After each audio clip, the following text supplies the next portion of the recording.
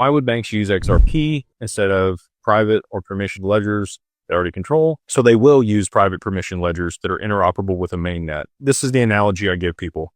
Many of us weren't around for the origin of the internet. I was very young when it was going on, but you might remember that. In the beginning of the internet for email, if I had to have an AOL email and you had to have an AOL email, and we could then send each other stuff. So it was the intranet, not the internet, okay? So intra settlement is banks can send payments between branches, and they can do that with their own stablecoin. And it provides them 24/7, 365 liquidity to be able to make those transfers, satisfy client needs, do all that stuff. Awesome.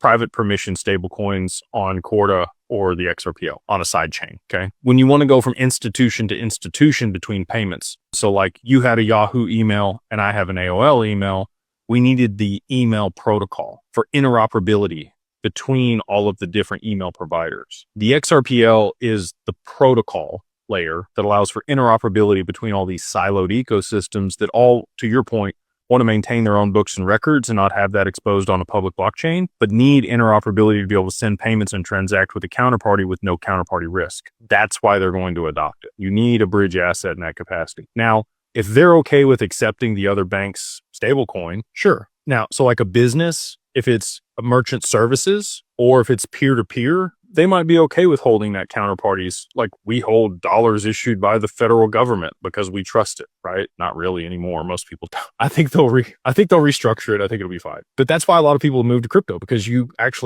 can look, okay, USDC audits this, Circle audits this, and I feel a warm and fuzzy. I feel like that they're a credible institution. They're not going to go anywhere. Ripple's same way, right? PayPal, same way. There's going to be all of these, merchant service providers and payment processors that issue stablecoins. I think all the social media platforms will issue a stablecoin. People will hold those for incentives for one thing, and then also to be able to transact on that platform easily. And they might also be universally accepted like the dollar. Like you would go to another country and they might take Paxos dollar, or they might take USD for Tether, right? Like that's a huge example. All over the world, people take Tether, especially third world countries. They want the dollar. Cool. Tether sounds great. So peer-to-peer, I get you. Institutions are going to have a bridge between their siloed institutions or their siloed permissioned ecosystems, like you mentioned. And Corda provides that. And again, they don't have a native settlement token. They adopted XRP in that capacity a long time ago.